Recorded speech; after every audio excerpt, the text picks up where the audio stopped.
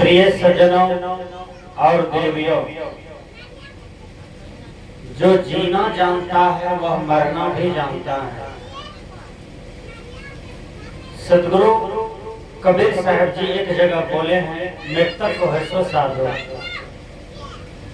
मरने की कला साधु जानते हैं और जीने की कला भी साधु ही जानते हैं। साधु का जीवन संयम में होता है और संयम ही जीवन है। हम लोग सरकार का द्वारा चलाया हुआ एक अभियान है। सरकार हर जगह लिख दिए हैं कि जल ही जीवन है। उसी प्रकार संत महापुरुष कहते हैं कि संयम ही जीवन है। सरकार कहती है जल ही जीवन है और संत महापुरुष कहते हैं संयम ही जीवन है।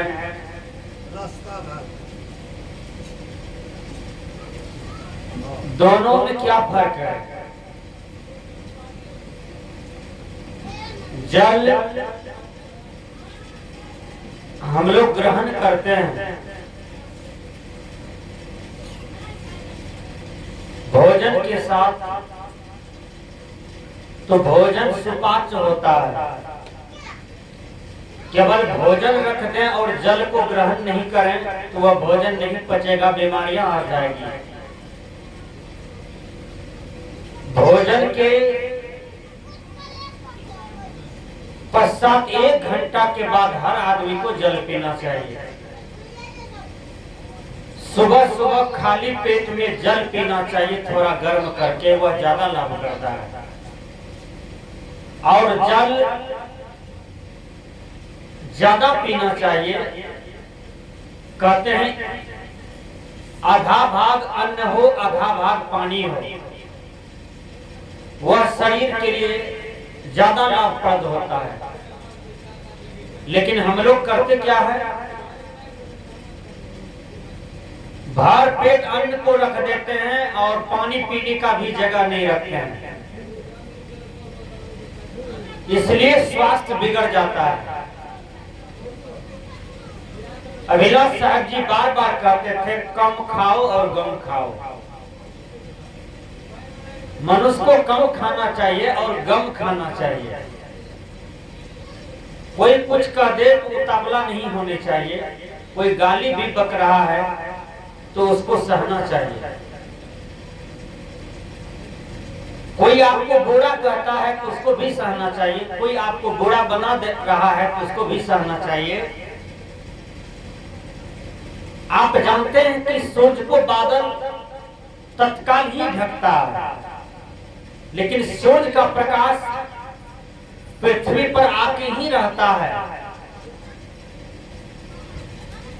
उसी प्रकार संसार में किसी के नजरों में आप बुरे हैं और किसी के नजरों में आप अच्छे हैं, उससे कोई मतलब नहीं है। मतलब मायने ये रखता है कि यदि आप अच्छे हैं, आप अपनी दृष्टि से जानते हैं, तो फिर संसार में आपका रिजल्ट अच्छा है, आपका परिणाम अच्छा है। नीतिकार कहते हैं संयम खलु जीवनम, संयम ही जीवन है। मानव जीवन का 3 रत्न होता है, एक है श्रम, एक है प्रेम, एक है संयम। मैं इसी 3 का व्याख्या करता हूं। आप यदि श्रम करते हैं तो आप सुखी रहते हैं। आपके जीवन में भरपूर रोटी मिलेंगे, कपड़ा मिलेंगे, रहने के लिए आवास मिलेंगे, घर मिलेंगे। 10 दिन पहले मेरा प्रवचन का कार्यक्रम बेगूसराय में था और बेगूसराय में जिसके यहाँ मैं गया वो अफसर है, उसका ड्यूटी पड़ता है पटना, और उसके माता जी डेट कर गई थी। उसी क्रियाक्रम में अंतिम में सत्संग रखे थे, हमको बुलाए। जब हम गए तो मेरा आसन 3 मंजिला पर दिया था। उसके पास मात्र 2 बेटा है। एक मंजिल का मकान में 42 रूम है, विचार कीजिए। दूसरा मंजिल पर भी 42 रूम है और तीसरा मंजिल पर भी 42 रूम है। मात्र 2 बेटा के लिए बनाया है। विचार कीजिए। मैंने उनसे पूछा कि एक मंजिल पर आपका 42 रूम है, दूसरी मंजिल पर 42 रूम है और तीसरा मंजिल पर भी 42 रूम है। इतना लंबा चौड़ा मकान बनाया है। हर रूम में लेटरिन रूम बाथरूम अटैच है, हर रूम में पलंग है, हर रूम एसी का है। विचार कीजिए, मात्र 2 बेटा के सुख के लिए उन्होंने बनाया है। 42 कितना होता है? 84। 84 42 जोड़ दीजिए तो कितना होता है? उतना रूम बनाया है मात्र 2 बेटा 2 पुतहू के लिए। अपना पटने में रहता है, फुर्सत में मिलता है। सजना, आपने श्रम किया है तो 100 से ज्यादा रूम आपको रहने के लिए है। यह आपका परिश्रम का फल है। और कोई आदमी जो अपाहिज होकर के बैठा है, आलसी होकर के बैठा है, भगवान की भरोसा बैठा है, भाग्य की भरोसा बैठा है, भाग्यवादी बना है, वह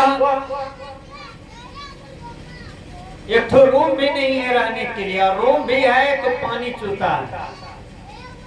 विचार कीजिए, एक आदमी को 100 से ज्यादा रूम है, एक आदमी को एक ही रूम है जो पानी पड़ता है तो पानी भी चूता है, क्योंकि वह परिश्रम नहीं किया है अपने जीवन में। यदि वह भौतिक परिश्रम करता, आध्यात्मिक परिश्रम करता, तो उसके जीवन में सांसारिक दुख भी नहीं आएंगे, वो भाग जाएगा। परिश्रम सुख को देता है, यह परिश्रम का फल है। और परिश्रम का फल जो होता है वह मीठा होता है। देखिए, एक विद्यार्थी जो परिश्रम करता है वह मैट्रिक फर्स्ट करता है, इंटर फर्स्ट करता है, ग्रेजुएशन फर्स्ट करता है, पीजी फर्स्ट करता है, पीएचडी कर जाता है फर्स्ट डिवीजन। एक दिन प्रोफेसर बनता है, एक दिन प्रिंसिपल बनता है, एक दिन थाना प्रभारी बनता है, एक दिन डीएम बनता है, एचडीओ बीडीओ कलेक्टर बन जाता है। उसका डिग्री बढ़िया है, वह विद्या रतन को बढ़िया से जोता है, अध्ययन किया है, परिश्रम किया है, इसलिए उसके जीवन में फल बढ़िया आया है। देखिए, हमारे पास 10 बीघा जमीन है। यदि उस पर हम परिश्रम करते हैं तो अभी देखिए 10-10 बीघा में मकई लगाने वाला आदमी 500 नोट गिनते गिनते उसको फुर्सत नहीं है। 10 बीघा में जिसको मकई है, 10 बीघा मकई काट करके दरवाजे पर लाया है तो 500 बोरा मकई बेच रहा है, 1000 बोरा मकई को बेच रहा है, नोट की बंडल पर सो रहा है। ये उनका परिश्रम का फल है। यदि वह नवंबर दिसंबर में मकई नहीं लगाता, खेत में हल नहीं जोतता, खाद बीज नहीं देता, पानी नहीं पटाता समय समय से, तो फिर आज उसके जीवन में सुख कैसे प्राप्त होता? इसलिए परिश्रम का फल बहुत मीठा होता है। जो परिश्रम करता है, पुरुषार्थ करता है, उसके जीवन में सुख आता है। धर्म स्वरूप बाबा लिखते हैं, मानव जीवन में 3 रत्न होता है, वह है श्रम, प्रेम और संयम। हमारा श्रम खेत में पहुंचता है तो धरती मोती उगलने लगती है।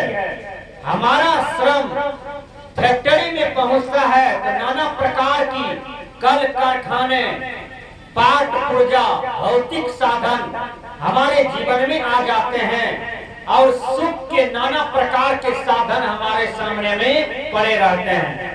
ये श्रम का फल है।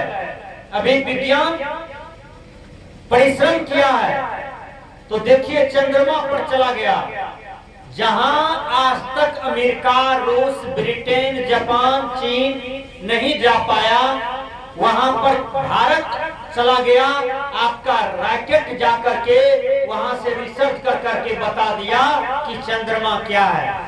ये आपका मेहनत का फल है। मेहनत जितना बढ़िया आप करते हैं उतना ही आप आगे बढ़ते हैं। एक आदमी है मेहनत करते करते दिल्ली के लाल किला पर झंडा फहरा देता है और दिल्ली के संसद भवन में बैठ करके वह पूरा देश को नेतृत्व कर रहा है। एक आदमी है जो परिश्रम कर करके वह पूरा बिहार राज्य को चलाता है, वह पूरा बिहार में रोशनी दे रहा है और पूरे बिहार को चला करके वह बिहार का राजा बन गया है। वह मेहनत का फल है। आपका मेहनत जिस ही विषय में जाता है वहां मोती उगलने लगता है। इसलिए धरती पर मानव जो है वह राजा है, प्रकृति का राजा है, ये वर्ल्ड का राजा है।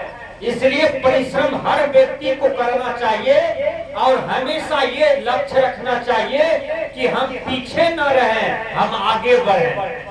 आदमी मेहनत करता है, मेहनत करते करते वह 110 मंजिला बना लेता है और मेहनत करता है तो वह 2 बांस नीचे मकान बनाता है तो वह कुआं भी खोद देता है। ये मेहनत का फल है। सजनों, मेहनत करता है तो वह हर जगह फर्स्ट डिवीजन है। मेहनत करता है तो हमेशा सुखी रहता है, हमेशा स्वस्थ रहता है, हमेशा उसका प्रोग्रेस रहता है। ये मेहनत का फल है। हर आदमी को मेहनती होना चाहिए। हमारे देश के प्रधानमंत्री हुए थे लाल बहादुर शास्त्री।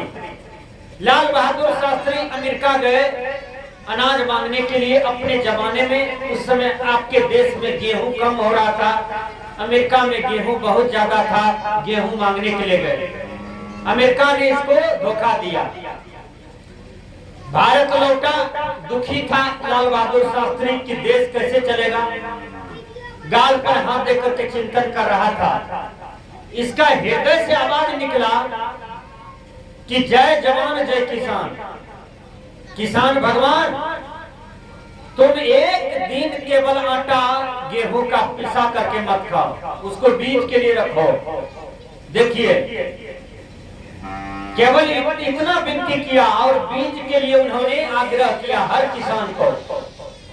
आज लाल बहादुर शास्त्री का जो यह वाक्य है, जय जवान जय किसान, अमेरिका ठेस पहुंचाया, अमेरिका धोखा दिया। आज आत्मनिर्भर है भारत। आज विदेश में गेहूं भेज रहा है, विदेश में मकई भेज रहा है, विदेश में चावल धान भेज रहा है। आज आत्मनिर्भर किसने बनाया? लाल बहादुर शास्त्री ने आपको आत्मनिर्भर बनाया है, आपके देश के नेता। यह आपका मेहनत का फल है, यह आपके परिश्रम का फल है। इसलिए धर्मस्वरूप बाबा लिखते हैं, श्रम प्रेम और संयम। यदि हम श्रम करते हैं तो हम सुखी हैं। अब सुखी जीवन में क्या चाहिए सज्जनों? रोटी अच्छा तरह से मिला है, कपड़े अच्छे तरह से है कि गोदरेज भरा हुआ है। विचार कीजिए, साया साड़ी ब्लाउज से आपका गोदरेज भरा हुआ है, ट्रंक भरा हुआ है, धोती कुर्ता फुल पैंट पजामा जीन्स से आपका गोदरेज भरा हुआ है। पहनने के लिए देखिए घर में कपड़ा इतना है कि कहा नहीं जा सकता है। ये तो सुख का साधन है। और रहने के लिए आपको पटना में मकान है, दिल्ली में मकान है, परमानंदपुर में मकान है, मधेपुरा में मकान है, कितना कितना घर है आपको। सुख की साधन को आपने बिछा दिया, लेकिन ये सुख है। यदि सुखी जीवन में प्रेम नहीं है तो वह सुख बेकार है। एक गरीब परिवार में एक लड़का को नौकरी होता है, डीएम बन जाता है। अब डीएम बना तो चले गए ड्यूटी पर। 6 महीना के बाद आया तो अपने पिताजी को प्रणाम किया, माँ को प्रणाम किया, चाचा चाची को प्रणाम किया, बड़ा पापा बड़ी मम्मी को प्रणाम किया। समाज में कुछ लोग माला लेकर के आए, डीएम को पहनाए, आदर दिए, सम्मान दिए। डीएम सबको चरण छू करके प्रणाम किया और पूरे गांव के लिए भोज भंडारा किया और पूरे गांव के लोगों को एक एक धोती पहनाया खुशी से। विचार कीजिए, एक नौकरी मिल गई तो डीएम, आपका एक छोटा सा बच्चा डीएम बना, वह कितना बढ़िया विद्या रूपी धन को प्राप्त किया था कि वह पूरे समाज को सम्मान दिया, परिवार को सम्मान दिया, सबको कपड़ा पहनाया, अपने गांव के नाम का रोशन किया सजनाओ, और प्रेम का उपदेश दिया। वो डीएम समाज के लोगों से, परिवार के लोगों से कहा कि दुनिया में सबसे बड़ा धन है जो सरकारी नौकरी से भी बड़ा है, वो क्या है? प्रेम रूपी धन।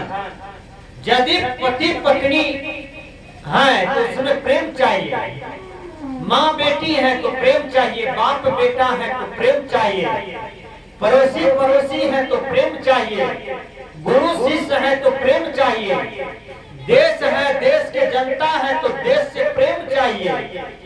सजना, प्रेम हमारे जीवन में शांति देता है?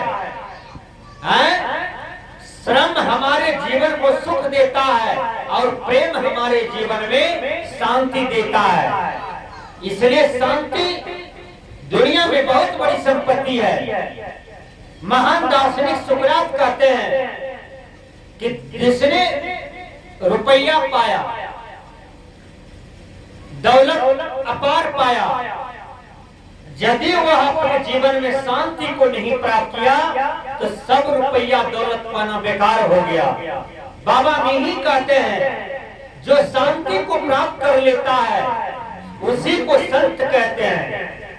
विचार कीजिए, तो शांति की प्राप्ति कैसे होगी? शांति की प्राप्ति होगी साधना करने से, शांति की प्राप्ति होगी संयम का जीवन जीने से, शांति की प्राप्ति होगी ध्यान करने से। आज हम लोग बहुत चंचल रहते हैं, मन को स्थिर नहीं रख पाते हैं, मन को जीत करके नहीं रख पाते हैं, मन में जो आया वो करना शुरू कर देते हैं। शांति कैसे मिलेगी? जीवन भर ठोर में तंबाकू रखते हैं और तंबाकू वाला घाव होता है, कैंसर हो गया। बोलिए, अशांति किसके जीवन में आया? जब घाव हो गया तब भगवान भगवान कहते हैं, देवी देवता को पुकारने लगते हैं, आपने मुझे कौन सा दुख दे दिया? ये तो आपके कर्मों का नतीजा है। खूब शराब पीते हैं, किडनी फेल हो गया, दोनों किडनी। और सुनने में तो ये आया है कि जब आदमी का किडनी फेल होता है तो केवल पत्नी का ही किडनी काम करता है। हमारे लक्ष्मीपुर है एक अररिया जिला में, वहां एक लड़का का किडनी फेल हो गया पटना में किडनी लगाने के लिए, तो उसका पत्नी का किडनी निकाल करके दिया। एक किडनी पत्नी के पास है, एक किडनी पति को दे दिया। और किसी का किडनी काम नहीं करता है, केवल पत्नी का किडनी काम करता है। पत्नी का किडनी खराब हो गया तो पति दे सकता है। अब यही ऐसा हो गया है प्रकृति में। विचार कीजिए सजनों, शराब पीते हैं किडनी फेल कर रहे हैं, दारू पीते हैं पाचन क्रिया फेल हो रहा है, ढेर सारे बीमारी आ रहा है। और ये बीमारी जब पकड़ लेता है, बीमारी जब धर लेता है तो क्या ये भगवान दिया? नहीं, ये हमारे कर्मों का दंड है, हमारे कर्मों का परिणाम है। इंग्लिश के विद्वान कहते हैं, as you sow so you reap, जैसी करनी वैसी भरनी। आदमी जैसा करनी करता है उसके जीवन में वही फल आता है। हम खेत में धान लगाते हैं तो धान ही मिलता है, हम खेत में गेहूं लगाते हैं तो गेहूं मिलता है, हम जमीन में कटहल लगाते हैं तो कटहल मिलता है, हम जमीन में आम लगाते हैं तो आम मिलता है, हम जमीन में बबूल का पौधा लगाते हैं तो बबूल मिलता है। कबीर साहब जी कहते हैं, करे बुराई सुख चाहे कहो कैसे होए, रोपे पेड़ बबूल का आम कहां से होए। तो हमारे जीवन में प्रेम भी चाहिए। प्रेम जीवन स्वर्ग जीवन है। यदि हम आधा रोटी खाते हैं और प्रेम से घर में रहते हैं तो हमारे लिए स्वर्ग वही है।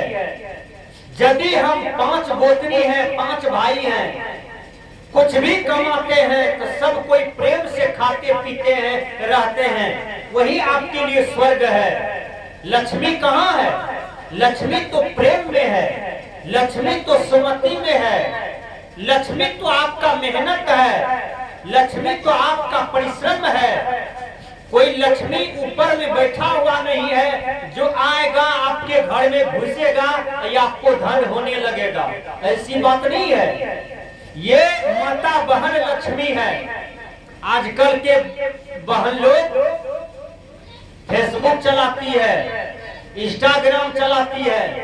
अब हीरो हीरोइन बम्बई में नहीं है, अब हीरो हीरोइन ग्वालियों घर में बन जाता है, बकरियों घर में बन रहा है। इंस्टाग्राम पर देखिए छोटी छोटी बच्ची डांस करती है, छोटा छोटा लड़का डांस करता है, और बियाहल महिला सब डांस करती है।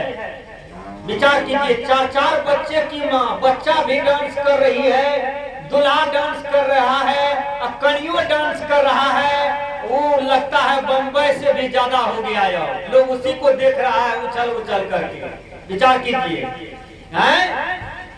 कहाँ फिल्म गया, कहाँ बढ़िया बढ़िया हॉल गया, कहाँ बढ़िया बढ़िया टीवी गया, सब आदमी के मुट्ठी में हो गया है। विचार कीजिए, ये कैसा जमाना आ गया, कैसा दुनिया आ गया। अब हर आदमी हीरो हो गया है, हर आदमी हीरोइन हो गया है, अपने नाच करके अपने भेज देता है इंस्टाग्राम पर, वह दुनिया देख रहा है। विचार कीजिए, इंस्टाग्राम पर नाच करते करते कोई महिला क्या करती है, वो पति छोड़ करके पति भी कर लेती है, बाल बच्चे को छोड़ करके दूसरा शादी भी कर लेती है। विचार कीजिए, इतना समाज भ्रष्ट की ओर जा रहा है कि कहा नहीं जा सकता है। ये समाज को कौन बचाएगा? अरे भगवान राम, आपका देश है ये भारत, भगवान कृष्ण आपका देश है ये भारत, अरे बापू महात्मा गांधी आपका देश है ये भारत। ये भारत को लाज कौन बचाएगा? आज आदमी नंगा होने के लिए चल दिया है। जवान जवान लड़की छोटी छोटी कपड़ा पहनती है, पतली पतली कपड़ा पहनती है और उसका सारा अंग दिखाई पड़ता है। विचार कीजिए, ये देश कहाँ जा रहा है? यह देश का जो वेशभूषा है माता बहनों के लिए, भाइयों के लिए, बूढ़ों के लिए, बच्चियों के लिए, आज वह ड्रेस, आज वो कपड़ा, आज वह वेशभूषा को छोड़ करके मनुष्य बिल्कुल गलत मार्ग को पकड़ लिया है, उधर जा रहा है। सजना, इस देश समाज परिवार को यदि बचाना चाहते हैं तो आपको सदगुरु कबीर के ज्ञान में आना होगा, बाबा मेही के ज्ञान में आना होगा। इस देश में जितने भी संत महापुरुष हुए हैं उनके ज्ञान में आना होगा और उनके वाणियों पर चलना होगा, तभी यह देश की प्रतिष्ठा बचेगी, तभी यह देश की संस्कृति बचेगा, तभी यह देश का सभ्यता बचेगा। इसलिए मैंने कहा कि श्रम और प्रेम और संयम, ये 3 रत्न होता है मानव का, श्रम, प्रेम और संयम। गोस्वामी तुलसीदास जी महाराज लिखते हैं, जहाँ सोमती वहाँ संपत्ति नाना, जहाँ कुमती वहाँ विपत्ति निधाना। जिस परिवार में सुमति है वहाँ संपत्ति है, और जिस परिवार में कुमती है वहीं नरक है। भाई भाई में गाल फुलवा चल रहा है, गोतनी गोतनी में गलफुल्ली बीमारी चल रहा है। एक होता है गाल में बिढ़नी काटता है तब गाल फूलता है, एक होता है कि अंदर ही में बिढ़नी काटा है तो गाल फुला हुआ है, बिन फुल्ले फुला हुआ है। विचार कीजिए, भाई भाई में प्रेम हो, गोतनी गोतनी में प्रेम हो, पड़ोसियों को पड़ोसियों से प्रेम हो, ये जीवन स्वर्ग का है। और वही संपत्ति होता है जहाँ प्रेम है। हर आदमी को कांधे में कांधे मिला करके चलना चाहिए, किसी से नफरत नहीं करना चाहिए, किसी से बैर नहीं करना चाहिए और किसी को धोखा नहीं देना चाहिए।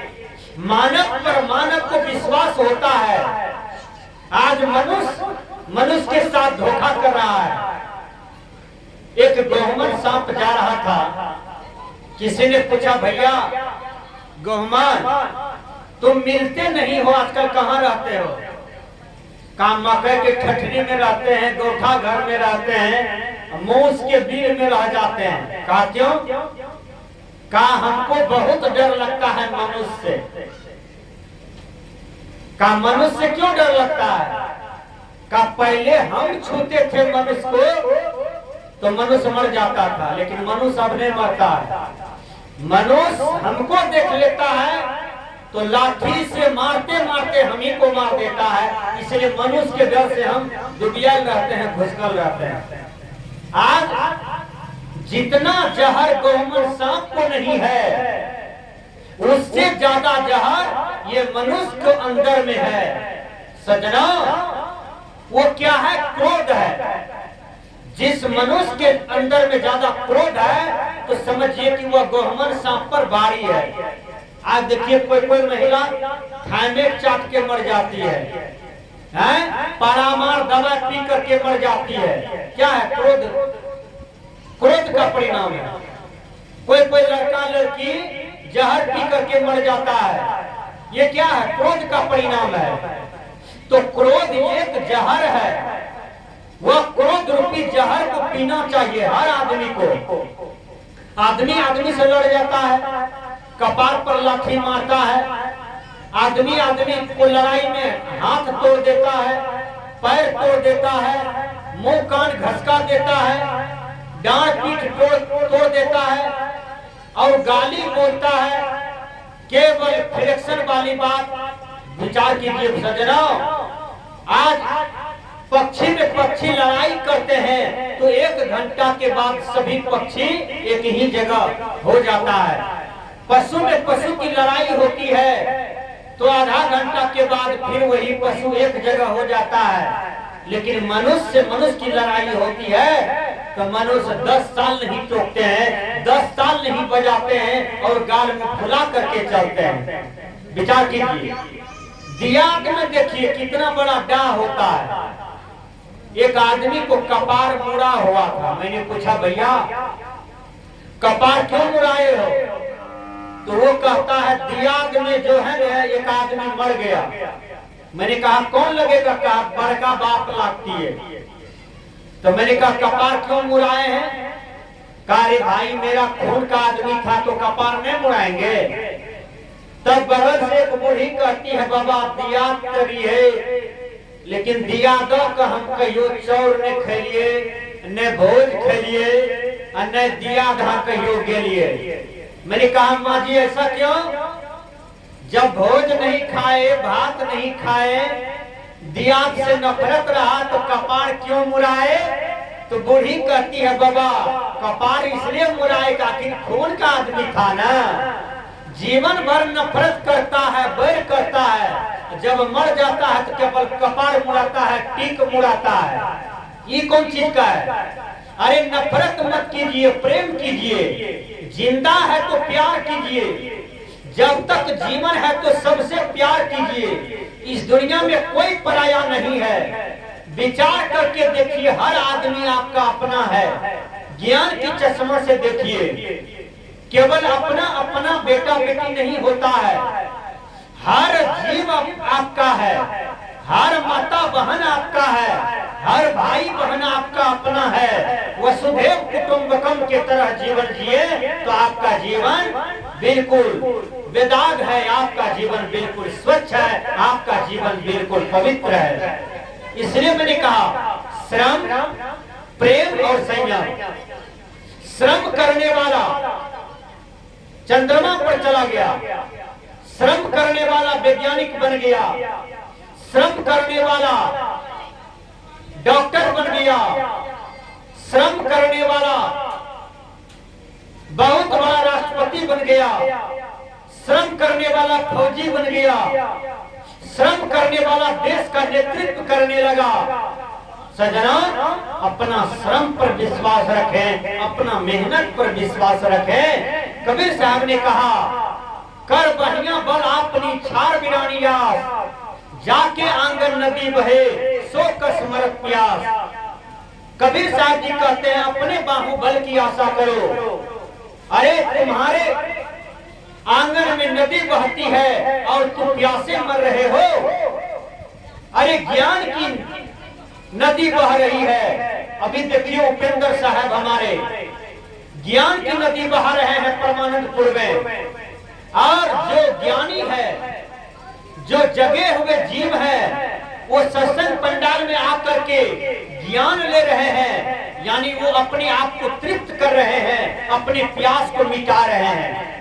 कबीर साहब ने कहा, कर बहिया बल अपनी छाड़ बिरानिया, देवी देवता की आशा छोड़ो, भगवान भागवत की आशा छोड़ो और अपने बाहुबल का आशा करो।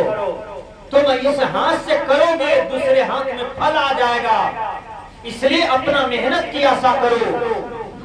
दो लड़का पढ़ रहा था, ध्यान से सुनिए। एक लड़का भाग की भरोसा पर रहा था, एक लड़का मेहनत की भरोसा से पढ़ रहा था। भाग और मेहनत,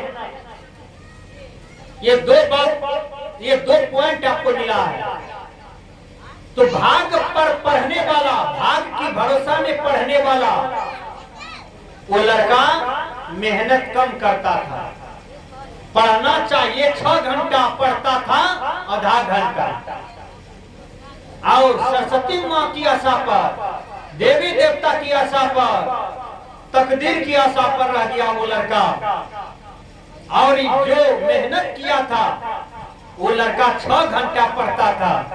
दोनों परीक्षा भवन में गया, जो 6 घंटा अध्ययन किया था उसके सामने में क्वेश्चन आया, तो देखते देखते सारा क्वेश्चन को हल कर दिया।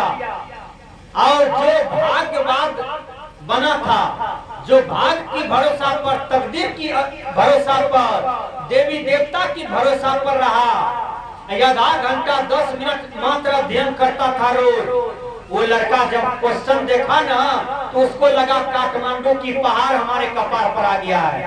एक भी प्रश्न का समाधान नहीं कर पाया, जो हो सो हो अलाय बोक्चर लिख दिया। और जब रिजल्ट निकला दोनों का, जो मेहनत किया था, जो तकदीर भाग का भरोसा नहीं किया था, वो लड़का का रिजल्ट फर्स्ट डिवीजन हुआ, स्टेट लेवल पर नंबर 1 हुआ। और जो लड़का देवी देवता भाग का भरोसा पर रहा था, उसका रिजल्ट 3rd डिवीजन भी नहीं हुआ, फेल हो गया। सजना, ये है आपके परिश्रम का फल।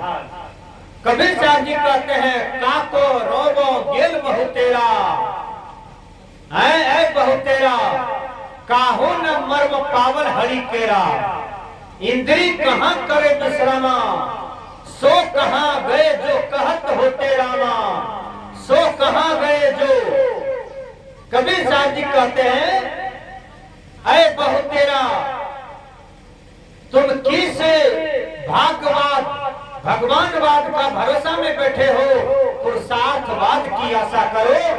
अरे बहु तेरा, तुम्हारे अंदर में भगवान बैठा है, तुम्हारे ही अंदर में परमात्मा बैठा है, तुम्हारे अंदर में वह शिव है, वह ब्रह्मा है, वह विष्णु है, वह राम है, वह कृष्ण कबीर है, वो तुम्हारे अंदर में बैठा है। तुम्हारे अंदर से कहीं कोई भगवान बाहर नहीं है। फिर भी मनुष्य अज्ञान में भटक जाता है। ये मेहनत और श्रम का फल तो आपने सुना। आइए प्रेम की बात सुन लीजिए। कबीर साहब जी एक जगह कहते हैं, पोथी पढ़ी पढ़ी जग मोआ, पंडित भया न कोई, 2.5 अक्षर प्रेम का पढ़े सो पंडित होए। कबीर साहब कहते हैं, पंडित वो होता है जो 2.5 अक्षर के प्रेम को पढ़ता है। पंडित वो है जो बकरी से प्यार करता है। पंडित वो है जो गाय से प्यार करता है। पंडित वो है जो धरती के सभी जीव जंतु से प्यार करता है। हम दशहरा में पंडित को देखे हैं, बकरी का गला काट करके खून की नदी बहा दिया। वो कौन पंडित है? वो तो कसाई है। यदि जात से किसी को पंडित कहते हैं, जात से किसी को ब्राह्मण कहते हैं, यहाँ बकरी का मुंडा काट करके हजारों हजारों मुंडा रख दिया सामने में, काली मैया के नाम पर, दुर्गा मैया के नाम पर। वह पंडित नहीं है, वह ब्राह्मण नहीं है, वो तो कसाई है जो बकरी का खून की धारा बहा दिया। गुरुवर कबीर कहते हैं, पंडित काहे बकरिया मारी। ऐ पंडित, सभी जीव जंतु में राम है, सभी जीव जंतु में भगवान है, सभी जीव जंतु में परमात्मा है। इसलिए किसी भी देवी देवता के नाम पर तुम उसका बलि मत चढ़ाओ, उसकी हत्या मत करो। वेद कहते हैं, मां हिंस्यात् सर्वभूतानि, अर्थात किसी जीव का वध मत करो, सब में राम को देखो, सब में परमात्मा को देखो। यहाँ हम हत्या करते हैं और हत्या करके रोटी चावल में उसकी मांस को खा लेते हैं। ये कौन सा धर्म है? मुसलमान धर्म के नाम पर गाय काट करके वध कर देता है और गाय खा रहा है। हिंदू धर्म के नाम पर सुगर को खा रहा है। कृष्ण धर्म के नाम पर जो चाली बिज्जी सांप कीड़ा ठेनी भुआ पिल्लू सबको भूज के खा जाता है। ये धर्म के नाम पर। यदि धर्म के नाम पर हत्या करते हैं, खाते पीते हैं, नशा करते हैं, कबीर साहब पूछते हैं, भैया तो अधर्म किसको कहा जाता है? बोलिए, जब धर्म उसको कहा जाए तो फिर अधर्म किसको कहा जाए? इसलिए कबीर साहब समाज सुधारवादी संत हुए हैं दुनिया में। कबीर साहब यदि इस दुनिया में नहीं आते तो जातिवाद नहीं मिटता, धर्मवाद नहीं मिटता, पंथवाद नहीं मिटता, संप्रदायवाद नहीं मिटता, भाग्यवाद नहीं मिटता, भगवानवाद नहीं मिटता। कबीर साहब ही इस दुनिया में सच्चा मार्गदर्शन दिए हैं और मानवतावाद को लाए हैं, समाज सुधारवाद को लाए हैं। गुरुवर कबीर कहते हैं, मानव तू निज पथ मत भूल। ऐ मनुष्य, तुम मानवता में आ जाओ, तुम दया में आ जाओ, तुम रहने गहने में आ जाओ, तो फिर देखो मानव समाज सुखी हो जाता है, मानव समाज शांति में आ जाता है। तो श्रम प्रेम, प्रेम पाठ का चोलना, पहिरो कबीरो नाच, पानी दिन हो तासु को, जो तन मन बोले साच। प्रेम बहुत बड़ा चीज है। प्रेम यदि इस दुनिया में आ जाए तो फिर उसका कीमत कोई नहीं दे सकता है। एक कथा कहता हूँ, एक घर में माँ लक्ष्मी रहती है और माँ लक्ष्मी एक दिन घर वाले को बुलाती है और कहती है, क्या कहती है कि आज तुम्हारे यहाँ से हम विदाई ले रहे हैं। तो घर वाले कहते हैं, लक्ष्मी मैया क्यों? कहा तुम्हारे यहाँ रहते रहते मन उब गया, अब हमको हरियाणा जाने दो, पंजाब जाने दो। कहा माँ लक्ष्मी हमको वरदान दे दीजिए, हमारे घर में धन दौलत की कमी न रहे। कहा जाओ सभी भाई विचार करके आओ, जो वरदान मांगना है मांग लो, वही हो। सभी भाई आए और बड़े भाई कहते हैं कि माँ लक्ष्मी वरदान दे दीजिए। कहा क्या? कहा समूचे बिहार का धन दौलत हमको चाहिए। कहा हो जाएगा। मजला कहता है, भैया घंटा हमरा से विचार लाला करके बोली न, करके बिहार और बंगाल का संपत्ति ले लीजिए। कहा ठीक है बोले। संजला कहता है, भैया हमसे भी परामर्श ले लीजिए। कहा क्या चाहिए? कहा समुच्चा भारत का संपत्ति मांग लीजिए। कहा ठीक है बोले। छोटका कहता है, भैया हमसे भी परामर्श ले लीजिए, केवल भारत का संपत्ति मत लीजिए, नेपाल है बगल में, उनका भी संपत्ति ले लिया जाए। कहा ठीक बोला। चारों भाई आपस में बात कर लिया। अब कहा चलो महिला पार्टी के पास, चार महिला है। बड़ी के पास गई तो बड़ी कहती है भारत नेपाल की संपत्ति तो लिए हैं, बगल में बांग्लादेश है, पाकिस्तान है, उसको भी जोड़ लीजिए। कहा ठीक बोली हो, बुद्धि तो बढ़ते जा रहा है। अब मछली कहती है भैया जब इतना कुछ ले रहे हैं, बगल में चीन है, बर्मा है, उनका भी संपत्ति ले लीजिए। कहा ठीक है बोला। तब संजली कहती है भैया अमेरिका को काहे छोड़ दिए हैं, अमेरिका तो सबसे आगे है, अमेरिका को शामिल कर लीजिए। कहा ठीक बोली हो।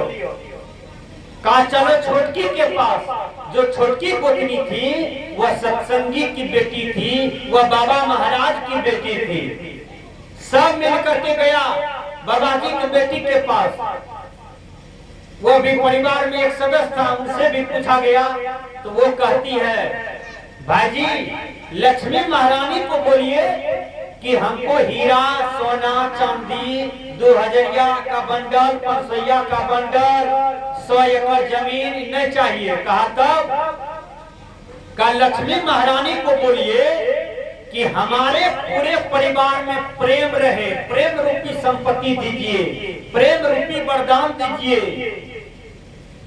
तो कहा इससे क्या मिलेगा प्रेम से? कहा भैया जाइए ना, आप केवल कहिएगा लक्ष्मी महारानी से। तो सब मिल करके गए।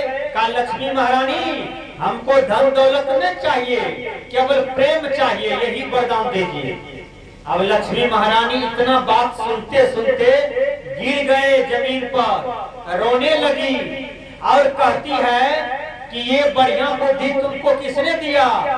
कहा एक बाबा जी की बेटी से ब्याह करने चाहिए, परिवार में सदस्य वो हो, वह बदल करके वो बहुत ज्ञानवती महिला है।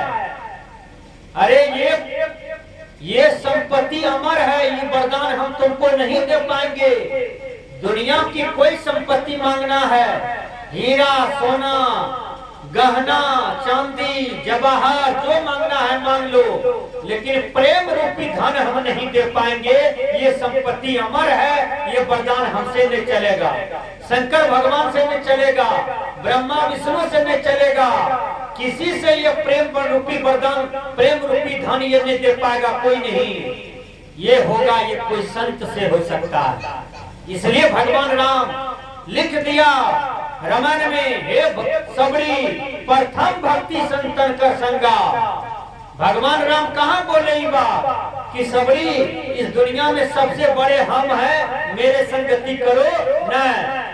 सबरी प्रथम भक्ति संतन का संगा, यानी हमसे बड़े संत हैं, हमसे बड़े गुरु हैं, उन्हीं का संगति करना और तुम्हारा जीवन का कल्याण हो जाएगा।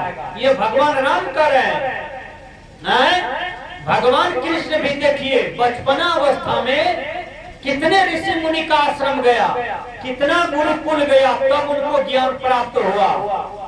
और दुनिया में सबसे बड़े संत होते हैं, सबसे बड़े गुरु होते हैं। गुरु गोविंद दो खड़े काको लागो पांव, बलिहारी व गुरुदेव को जो गोविंद दियो लखा है।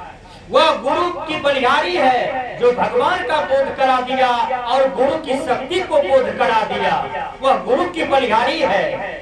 इसलिए मैंने कहा प्रेम, श्रम और संयम, अंतिम में संयम रूपी धन आता है। और संयम हमारे जीवन में यदि आ जाएगा तो हमारा जीवन मुक्ति का अधिकारी हो जाएगा, हमारा जीवन शांति का अधिकारी हो जाएगा। हर आदमी के जीवन में संयम चाहिए। आइए मैं एक भजन के साथ